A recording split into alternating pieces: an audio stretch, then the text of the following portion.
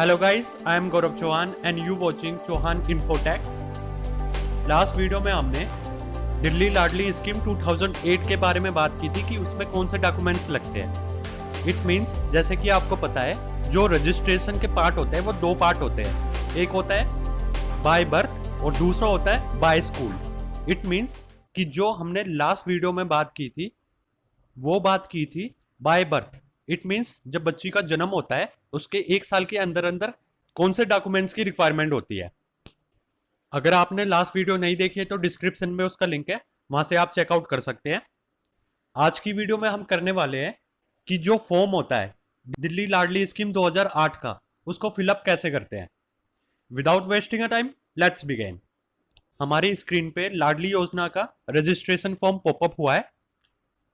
आगे बढ़ने से पहले मैं आपको बता देता हूं कि फ्रेश फॉर्म भरने के लिए क्या क्या रिक्वायरमेंट होनी चाहिए।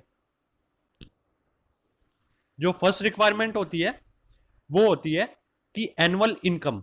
इट मींस जो सालाना इनकम होती है हमारी 1 लाख से कम होनी चाहिए।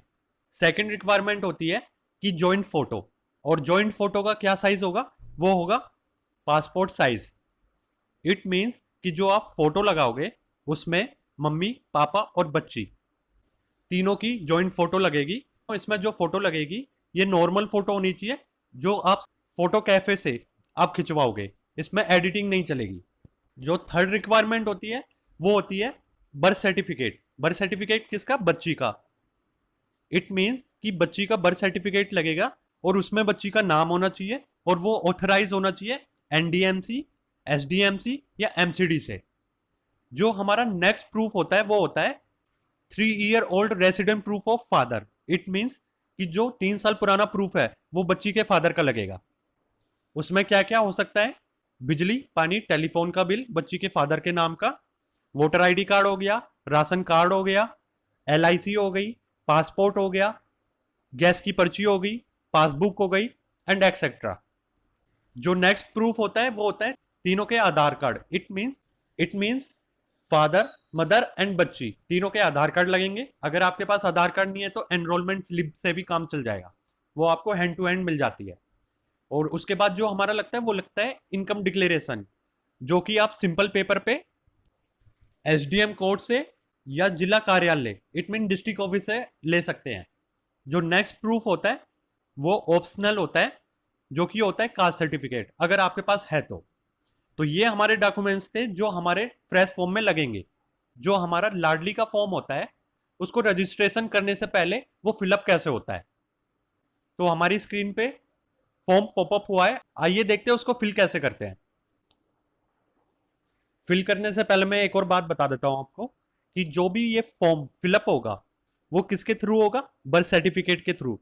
इट मींस जो इंफॉर्मेशन बर्थ सर्टिफिकेट में गिवन है उसके थ्रू ही आप जो फॉर्म है उसको फिल करना। जो आज हम फॉर्म फिलअप करने वाले हैं ये बिल्कुल लेटेस्ट फॉर्म है। तो आइए शुरू करते हैं। जो हमारा फर्स्ट पॉइंट है उसमें 2 पॉइंट्स दे रखे हैं। फर्स्ट पॉइंट में हमें बच्ची का नाम लिखना है हिंदी में, और जो फर्स्ट का सेकंड पार्ट है उसमें हमें नाम लिखना है इंग्लिश में। कि मैं आपको बता देता हूं कि जब भी आप कोई भी फॉर्म भरोगे तो हमेशा आप उसमें कैपिटल लेटर्स में आप फॉर्म भरोगे। दूसरी रिक्वायरमेंट ये होती है कि जब भी आप फॉर्म भरे तो एक ही लैंग्वेज होनी चाहिए, या तो हिंदी होनी चाहिए या इंग्लिश होनी चाहिए। तो आइए, हमारा जो फर्स्ट पॉइंट था उसमें स्पेशली मेंशन है कि जो फर्स्ट पॉइंट का फर्स्ट पार्ट है उसमें है बच्ची का नाम हिंदी में, तो यहां पे आप हिंदी में नाम लिखोगे। जो हमारा फर्स्ट का सेकंड पॉइंट है उसमें लिखा हुआ है बालिका का नाम अंग्रेजी में। इट मींस आपको इंग्लिश में बच्ची की स्पेलिंग लिखनी होगी इन ब्लॉक्स में। उसके बाद जो हमारा फर्स्ट का थर्ड पार्ट आता है वो आता है जन्म तिथि। इट मींस यहां पे बच्ची की डेट ऑफ बर्थ आएगी जिस दिन बच्ची का जन्म हुआ है। यहां पे मैं स्पेशली बता देता हूं, जन्म तिथि में कई पेरेंट्स मिस्टेक कर देते हैं, ये यहाँ पे वो डेट डाल देते हैं जिस दिन वो फॉर्म सबमिट करने जाते हैं। तो यहाँ पे जन्म तिथि में स्पेशली बच्ची का जन्म जिस दिन हुआ है वो डेट आएगी। ये था हमारा फर्स्ट पॉइंट फॉर्म का जो हमें फिलअप करना था। फर्स्ट पॉइंट के हमारे 3 पार्ट्स थे।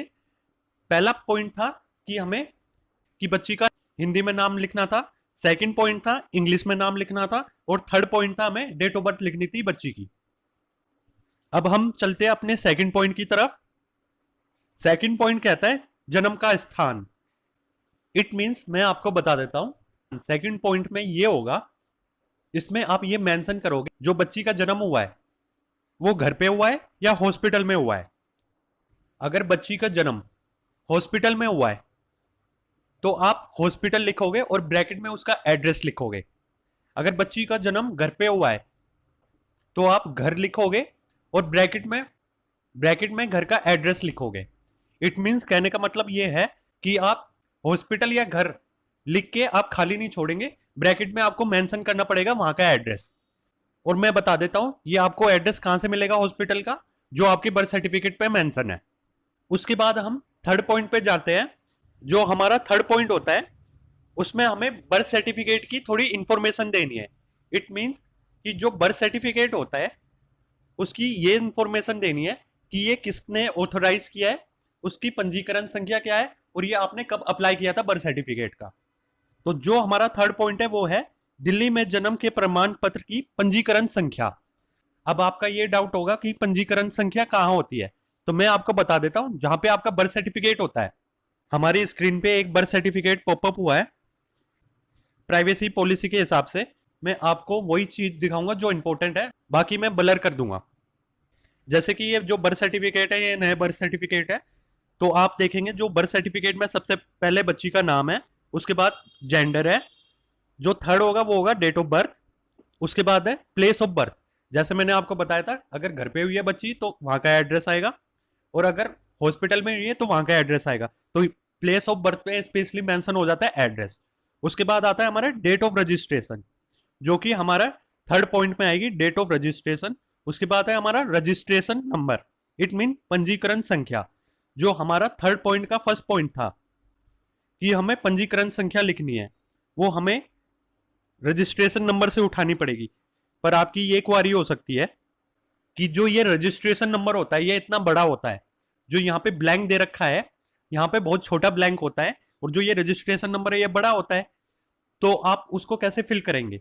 तो मैं बता देता हूं, तो जो लास्ट का नंबर होता है उसे फिल करना पड़ता है। इट मींस कि जो हमारे रजिस्ट्रेशन नंबर के लास्ट के डिजिट है 161837, इट मींस कि जो ये लास्ट के डिजिट है ये हम मेंशन करेंगे पूरा लिखने की बजाय। ये वाला नया बर्थ सर्टिफिकेट था इसमें यहां से शुरू है, और हर डिस्ट्रिक्ट के हिसाब से बर्थ सर्टिफिकेट भी अलग होते हैं। तो मैं बता देता हूं कुछ बर्थ सर्टिफिकेट में लास्ट के नंबर 007 से शुरू होते हैं। मैं कोशिश करूंगा कि आपको लगभग हर टाइप के बर्थ सर्टिफिकेट के रजिस्ट्रेशन के नंबर आपको बता दूं नेक्स्ट वीडियो में। तो इस वीडियो में हम बात कर रहे थे थर्ड पॉइंट की जिसमें लिखा था पंजीकरण संख्या। तो इसमें पंजीकरण संख्या क्या लिखी हुई है 161837। तो ये थी हमारी रजिस्ट्रेशन मतलब पंजीकरण संख्या। इसके बाद जो है पंजीकरण की तिथि, इट मींस कि हमें रजिस्ट्रेशन डेट, यहाँ पे पेरेंट्स कंफ्यूज हो सकते हैं कि बच्ची की डेट ऑफ बर्थ लिख दे। यहाँ पे स्पेशली मेंशन होता है बर्थ सर्टिफिकेट पे कि आपने बर्थ सर्टिफिकेट कब अप्लाई किया था, तो उसे ही हम कहते हैं पंजीकरण की तिथि या फिर रजिस्ट्रेशन डेट। ये कहाँ मेंशन होगी बर्थ सर्टिफिकेट पे। इस बर्थ सर्टिफिकेट में कहाँ मेंशन है, ये फिफ्थ पॉइंट पे पहले बच्ची का नाम, gender, date of birth, place of birth और डेट ऑफ रजिस्ट्रेशन। तो ये डेट ऑफ रजिस्ट्रेशन ही मेंशन होगी पंजीकरण तिथि में। जो हमारा थर्ड पॉइंट का लास्ट ब्लैंक है वो है जारीकर्ता एजेंसी। इट मींस यहाँ पे जैसे मैंने बताया था जो अथॉरिटी होती है वो होती है एनडीएमसी, एसडीएमसी या एमसीडी। इट मींस कि ये किसने जारी किया है। जैसे कि आप इस बर्थ सर्टिफिकेट में देखेंगे जो सबसे ऊपर लिखा हुआ है वो लिखा हुआ है south Delhi municipal corporation. It means इसकी जो फर्स्ट वर्ड है सिर्फ उसको लेंगे, साउथ का एस, दिल्ली का डी, म्युनिसिपल का एम, कॉर्पोरेशन का C, it mean S D M C. MCD होता तो एमसीडी लिखते, एनडीएमसी होता तो एमडीएमसी लिखते। अब आइए बढ़ते हैं हमारे फोर्थ पॉइंट की तरफ। जो फोर्थ पॉइंट होता है उसमें यह मेंशन होता है बालिका की माता का नाम और बालिका के पिता का नाम। इट मींस यहाँ पे जो बर्थ सर्टिफिकेट में मम्मी पापा का नाम है बच्ची के वो मेंशन होगा, पहले मदर का नाम आएगा उसके बाद फादर का नाम आएगा। मैं ये बता देता हूं कि जो आप फॉर्म ये भरोगे तो एक ही लैंग्वेज में होना चाहिए, या तो इंग्लिश या हिंदी। आपकी यहाँ पे क्वारी हो सकती है कि आपने तो ऊपर हिंदी में लिखवाया, तो वहां पे स्पेशली मेंशन था आप बच्ची का नाम हिंदी में मेंशन कीजिए, इसलिए हम फर्स्ट पॉइंट में हिंदी में करेंगे और बाद में इंग्लिश में। अगला हमारा पॉइंट होता है फिफ्थ, जो कि हमें अपनी कैटेगरी दिखानी है, SC ST OBC जनरल। मैं आपको स्पेशली बता देता हूं, यहाँ पे जब आपके पास सर्टिफिकेट होगा तभी आप उस पर टिक लगाना, वरना आपके पास अगर सर्टिफिकेट नहीं है तो आप जनरल पे टिक लगाना। अगला जो हमारा पॉइंट होता है वो होता है सिक्स, इट मीन्स वर्तमान पता। दिल्ली में रहने का 3 वर्ष का प्रमाण संकलन करे। इट मीन्स यहाँ पे आपको एड्रेस लिखना है। यहाँ पे मैं एक और बात बता देता हूँ, जो पेरेंट्स होते हैं मेंशन कर देते हैं वोटर आईडी कार्ड, पहचान पत्र, इट मीन्स वो 3 साल पुराना प्रूफ लगा रहे हैं, तो उस प्रूफ का नाम लिख देते हैं। जैसे कि वोटर आईडी कार्ड लगा रहे हैं तो यहाँ पे लिख देते हैं वोटर आईडी कार्ड या पहचान पत्र। आपको ऐसा नहीं करना है, उसमें जो एड्रेस लिखा हुआ है, मतलब जो आपका लेटेस्ट या करंट एड्रेस है, वो मेंशन करना है। उसके बाद इसी पॉइंट में एड्रेस लिखने के बाद आपको पिन कोड जरूर लिखना है, क्योंकि जब तक आप पिन कोड नहीं लिखोगे तब तक आपका एड्रेस अधूरा है, इनकम्प्लीट है। उसके बाद आप 6 पॉइंट में ही पिन कोड के बाद राइट साइड में जाओगे तो वहां पे लिखा हुआ है दूरभाष नंबर। इट मीन्स यहां पे मैं बता देता हूं आपको, दूरभाष नंबर वो होता है टेलीफोन नंबर। तो जब आपके पास टेलीफोन है, इट मीन्स लैंडलाइन है, वहां पे उसका नंबर आएगा। अगर आपके पास लैंडलाइन नंबर नहीं है तो नीचे लिखा हुआ है मोबाइल नंबर, तो वहां पे मोबाइल नंबर फिलअप कर सकते हैं। उसके बाद है विधानसभा क्षेत्र संख्या। इट मीन्स कि जो आपके विधानसभा क्षेत्र है, ये आपको कैसे पता लगेगा। ये तो पहला पॉइंट हो जाता है कि जहां पे आप वोट देने जाते हो उस हिसाब से आपको पता लग जाएगा। अगर आपको अपनी विधानसभा क्षेत्र का बारे में नहीं पता, संख्या नहीं पता, तो सबसे बेस्ट पॉइंट ये होता है कि जो आपके पास वोटर आईडी कार्ड होता है, वोटर आईडी कार्ड के पीछे आपकी कॉन्स्टिटेंसी, इट मीन्स विधानसभा क्षेत्र संख्या लिखी होती है, तो वहां से आप देख के इसमें मेंशन कर सकते हैं। और दूसरी बात यह है कि जो आपका फॉर्म फिलअप होगा, मतलब सबमिट होगा, वो कॉन्स्टिटेंसी वाइज ही होता है। जहां पे आपकी कॉन्स्टिटेंसी होगी उस हिसाब से आपकी डिस्ट्रिक्ट में फॉर्म भरा जाएगा। उसके बाद हम चलते हैं 7 पॉइंट पे, जो कि है हमारी इनकम। अभी यहां पे सबसे पहले पॉइंट में है पारिवारिक वार्षिक आय अंकों में। इट मींस कि जो यहाँ पे आपकी इनकम है, एनुअल सालाना इनकम है, वो मेंशन होगी नंबर्स में। जैसे आपकी 96,000 है तो आपकी मेंशन होगी 96,000, और उसके बाद आपको लिखना है शब्दों में 96,000 वर्ड्स में। यहाँ पे आपको लिखना है, शब्दों का मतलब वर्ड्स में है। इंग्लिश में लिखना चाहे इंग्लिश में लिख सकते हैं, हिंदी में लिखना चाहे हिंदी में लिख सकते हैं। एक ही लैंग्वेज होनी चाहिए जो आप ऊपर से फॉर्म भरते हुए आ रहे हो।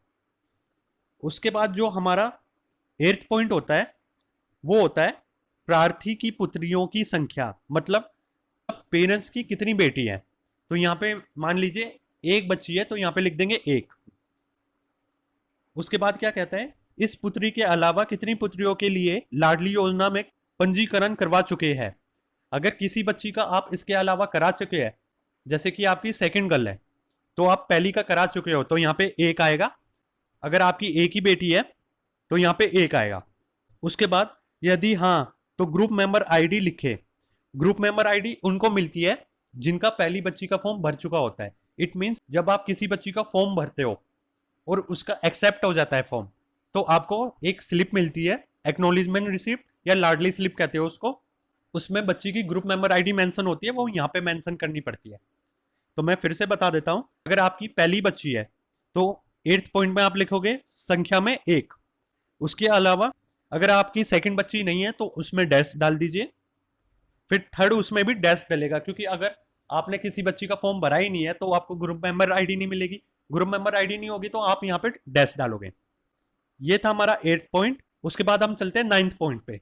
मैं ये बता देता हूं कि जो हम ये फॉर्म कर रहे हैं सबसे लेटेस्ट फॉर्म है, और जो 9th पॉइंट है इसमें इसमें थोड़ी सा एडिशनल हुआ है। जो पुराने फॉर्म थे उसमें मम्मी पापा के आधार में से कोई एक लगता था, पर इसमें जो जो 9th कॉलम है इसमें तीनों के आधार के नंबर डलेंगे। आइए देखते हैं। आधार कार्ड संख्या माता की, मतलब आधार कार्ड का नंबर मदर का, फिर फादर का, फिर बच्ची का। अगर बच्ची का आधार कार्ड नंबर नहीं है, आपके पास एनरोलमेंट स्लिप है, तो VID नंबर होता है जिसे कहते हैं वर्चुअल नंबर। तो वो भी आप डाल सकते हैं यहाँ पे। उसके बाद जो लास्ट पॉइंट होता है वो होता है 10th, क्या किसी अन्य राज्य की इस प्रकार की योजना को लाभ ले रहे हैं। इट मींस, कहने का मतलब ये है कि आपने कोई और राज्य की या कोई और स्कीम के बेनिफिट ले रहे हो आप इसके अलावा। तो अगर आप ले रहे हो तो हाँ, और अगर आप नहीं ले रहे हो तो यहाँ पे नहीं पे टिक करोगे। अगर आप कोई और स्कीम का बेनिफिट ले रहे हो तो यदि हाँ, तो योजना का नाम बताए। इट मींस यहाँ पे उस स्कीम का नाम आएगा, उसके पास पंजीकरण संख्या जो मिली होगी आपको, यूनिक आईडी यहाँ पे आएगा, और राज्य मतलब जहां से आप ले रहे हो। अगर आप नहीं ले रहे तो यहाँ पे नहीं पे टिक आएगा और डैश डैश डैश लग जाएगा। ये थे हमारे 10 पॉइंट जो हमें फॉर्म में फिलअप करने पड़ते हैं रजिस्ट्रेशन से पहले। अब हम आते हैं नीचे वाले पॉइंट्स पे। आपकी क्वारी हो सकती है कि जो ये नीचे वाला पॉइंट है, ये तो ये कार्यालय के थ्रू भरा जाएगा, जो ऑफिस के थ्रू भरा जाएगा वो भरा जाएगा राइट साइड वाला। जो लेफ्ट साइड है, जैसे बच्ची का नाम, जन्म तिथि, बालिका की माता का नाम, बालिका के पिता का नाम, वर्तमान पता। इट मींस ये जो 5 चीजें है ये आपको मेंशन करनी पड़ेगी। जो राइट साइड वाला पोर्शन है वो ऑफिस के थ्रू मेंशन होगा। मैं आपको एक और बात बता देता हूं। सबसे इंपॉर्टेंट वाली बात यह है, कुछ पेरेंट्स होते हैं यहाँ पे एक गलती कर बैठते हैं। जो ये हमारा रजिस्ट्रेशन फॉर्म होता है ये 2 साइडेड होता है, 1 साइडेड नहीं होता। तो पेरेंट्स ऑनलाइन डाउनलोड करते हैं फॉर्म और प्रिंट आउट उसका निकाल लेते हैं, तो 1 साइडेड ही निकालते हैं। इट मींस ये फ्रंट पेज ही निकालते हैं। इसका सेकंड पार्ट भी होता है। आइए देखते हैं सेकंड पार्ट को कैसे भरते हैं। हमारी स्क्रीन पे सेकंड पार्ट पॉपअप हुआ है फॉर्म का। कुछ पेरेंट्स का ये डाउट होता है कि जो ये पीछे वाला पार्ट है, ये जो ये सेकंड पार्ट है, ये तो स्कूल के थ्रू लिखा हुआ है, यहाँ पे स्कूल के थ्रू क्यों भरेंगे हम। तो मैं बता देता हूं, जो ये सेकंड पार्ट है इसमें जो ऊपर वाला पोर्शन है, जो बॉक्स बना हुआ है, वो स्कूल के थ्रू है। उसके नीचे आप थोड़ा सा देखोगे तो उसमें लिखा हुआ है घोषणा पत्र। It means self declaration. जो ये सेल्फ डिक्लेरेशन होती है ये पेरेंट्स को भरनी पड़ती है। कुछ पेरेंट्स इसको भरना भूल जाते हैं, जिसके कारण उनको बार बार चक्कर लगाने पड़ते हैं ऑफिस के। तो मैं बता देता हूं ये डिक्लेरेशन को कैसे भरते हैं। जो घोषणा पत्र है वो एक बार पढ़ के बता देता हूं मैं आपको। मैं डैश पुत्र पुत्री पत्नी श्री डैश घोषणा करता हूं या करती हूं कि मेरे द्वारा दिया गया विवरण मेरी जानकारी में पूर्णतः सही है। यदि इसमें कोई भी सूचना गलत पाई जाती है तो मेरे विरुद्ध आपराधिक मामला दर्ज किया जा सकता है एवं लाभ की राशि ब्याज समेत वापस की जा सकती है। आपको स्पेशली ये बता देता हूं, जो सबसे इंपॉर्टेंट पार्ट होता है वो घोषणा पत्र ही होता है। क्योंकि अगर आप फॉर्म भरते समय थोड़ी सी स्पेलिंग मिस्टेक कर देते हैं तो इतना प्रॉब्लम नहीं होती है। पर आप जब फॉर्म गलत तरीके से भरा जाए, इट मींस जैसे कि मान लीजिए आपकी इनकम 1 लाख से ऊपर है, फिर भी आप गलत तरीके से गलत सर्टिफिकेट लगा के 1 लाख से कम लिख देते हैं। मान लीजिए 96,000 आपने एनुअली लिख दी, उसके बाद आपने ये डिक्लेरेशन भर दी। अगर आपकी वेरिफिकेशन होती है घर पे और आप दोषी पाए गए तो आपको सजा भी हो सकती है। तो इसलिए घोषणा पढ़ने से पहले आप फॉर्म अच्छे से फिल कीजिए, जेन्युइन भरिए। इट मींस कहने का मतलब ये है कि कोई भी डॉक्यूमेंट्स में आप हेर फेर करने की कोशिश ना करें। कुछ लोग होते हैं जैसे कि साइबर कैफे से या खुद ही एडिटिंग कर देते हैं बर्थ सर्टिफिकेट में, एड्रेस प्रूफ में, फोटो में, जिसके कारण अगर आपके घर में इंक्वायरी होती है और आपके डॉक्यूमेंट्स मिसमैच पाए गए, जो आपने फोटोकॉपी डॉक्यूमेंट्स में लगाई है और ओरिजिनल से, तो आपको सजा हो सकती है। मेरा मकसद आपको डराना नहीं है, बस आपको सावधान करना है। आप फॉर्म भरने से पहले 2 बार चेक कर लें कि जो आप फॉर्म भर रहे हो और डॉक्यूमेंट्स लगा रहे हो वो सही हो, गलत ना हो, गलत तरीके से एडिट ना किए गए हो। तो आइए वापस चलते हैं अपने घोषणा पत्र पे। तो मैं यहाँ पे बता देता हूं, घोषणा पत्र वो भरेगा जैसे कि बच्ची के फादर सबमिट करने जाते हैं फॉर्म। अगर बच्ची के फादर सबमिट करने जाते हैं तो वो अपना नाम लिखेंगे और अपने फादर का नाम लिखेंगे। इट मींस बच्ची के फादर का नाम आएगा और उनके दादा का नाम आएगा। अगर बाई चांस बच्ची की मदर जाती है फॉर्म सबमिट करने जिला कार्यालय में, तो सबसे पहले मदर का नाम आएगा बच्ची की, फिर उनके हस्बैंड का नाम आएगा। इट मींस इट मीन्स बच्ची की मदर का नाम आएगा, फिर बच्ची के फादर का नाम आएगा। घोषणा पत्र के नीचे 2 ब्लैंक दिए गए हैं। फर्स्ट ब्लैंक कहता है बालिका के पिता के हस्ताक्षर या फिर बाएं अंगूठे का निशान, और जो सेकंड ब्लैंक दे रखा है हमें, वो दे रखा है बालिका के माता के हस्ताक्षर या फिर बाएं अंगूठे का निशान। तो यहाँ पे पॉइंट नोट करने वाली ये बात है कि यहाँ पे डैश दे रखा है बीच में। इट मींस या तो आप सिग्नेचर करोगे या फिर आप थंब इंप्रेशन लगाओगे। यहाँ पे मैं बता देता हूं, जो पेरेंट्स होते हैं वो यहाँ पे 2 मिस्टेक करते हैं। फर्स्ट मिस्टेक ये होती है, यहाँ पे साइन करने के साथ साथ अंगूठे का भी निशान लगा देते हैं। तो यहाँ पे गलत है। यहाँ पे या तो आप साइन करेंगे या तो अंगूठा लगाएंगे। इट मीन्स या तो आप सिग्नेचर करेंगे या थंब इंप्रेशन डालेंगे यहाँ पे। सेकंड जो सबसे बड़ी गलती करते हैं पेरेंट्स, वो ये करते हैं, यहाँ पे जो डिक्लेरेशन लिखी हुई है हिंदी में, इट मीन्स कुछ पेरेंट्स क्या करते हैं, यहाँ पे हिंदी में लैंग्वेज लिखी हुई है तो हिंदी में सिग्नेचर कर देते हैं, जो कि रियली जो उनके सिग्नेचर होते हैं वो इंग्लिश में होते हैं। कहने का मतलब ये है, यहाँ पे बेशक हिंदी में लिखा हुआ है, यहाँ पे वही सिग्नेचर होंगे जो आप बैंक में करते हो या फिर अनदर प्लेस में करते हो। इट मीन्स यहाँ पे हिंदी में लिखा हुआ है तो इसका मतलब ये नहीं कि जो आप सिग्नेचर है वो हिंदी में करोगे, आप वो सिग्नेचर करोगे जो आपके वैलिड है। इट मीन्स इंग्लिश में करते हो तो इंग्लिश, तो फर्स्ट ब्लैंक में फादर के सिग्नेचर होंगे, सेकंड ब्लैंक में मदर के सिग्नेचर होंगे। और यहाँ पे एक और गलती कर देते हैं कि वो सिग्नेचर करने की बजाय पेरेंट्स अपना नाम लिख देते हैं, तो यहाँ पे सिग्नेचर होंगे। उसके बाद नीचे से छोटा सा कॉलम आया है, वो है कार्यालय प्रयोग के लिए। इट मीन्स यहाँ पे मैं बता देता हूँ, कुछ पेरेंट्स क्या करते हैं, यहाँ पे भी अपने सिग्नेचर कर लेते हैं, अनऑथोराइज अटेस्टेड करवा देते हैं फॉर्म को। कहने का मतलब ये है कि आपने ऊपर का घोषणा पत्र पढ़ लिया, जो नीचे कॉलम दे रखा है वो ओनली डिस्ट्रिक्ट ऑफिस के लिए है। यहाँ पे स्पेशली मेंशन है कि जो भी ये कॉलम है, ये जो जांचकर्ता होता है वो साइन करता है। जांचकर्ता जो फॉर्म सबमिट करेगा वहां पे कार्यालय में, उसके सिग्नेचर होंगे, और दूसरे कॉलम में होंगे जो सैंक्शन अथॉरिटी होता है। इट मींस जो फॉर्म को पास करेगा, अगर आपका फॉर्म जेन्युइन है तो। जेन्युइन का मतलब अगर आपका फॉर्म पास होने योग्य है तो। और यहाँ पे आपकी क्वारी आ सकती है कि इस फॉर्म को कहीं अटेस्टेड, किसी और से अटेस्टेड करवाना है, तो मैं बता देता हूँ आपको कहीं जाने की जरूरत नहीं है। फॉर्म को जो भी अटेस्ट करेगा ओनली पेरेंट्स करेंगे। जैसे आपने घोषणा पत्र में नीचे सिग्नेचर करे हैं फादर मदर के, तो वो अटेस्टेड काफी है। ये था हमारा फॉर्म की कैसे फिलअप करना है। नेक्स्ट वीडियो में हम बात करेंगे इनकम सर्टिफिकेट कैसे लगाएं।